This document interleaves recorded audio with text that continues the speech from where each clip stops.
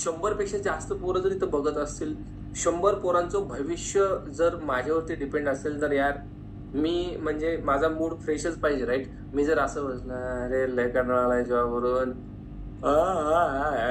Python शिकवायचंय आता. पोरांनो कशाला आलात?" असं जर म्हणलं पोरं काय, "अरे याच्या तोंडाकडे बघितल्यावरच 12 वाजल्या त्या आणि आमचं 12 वाजून टाकल."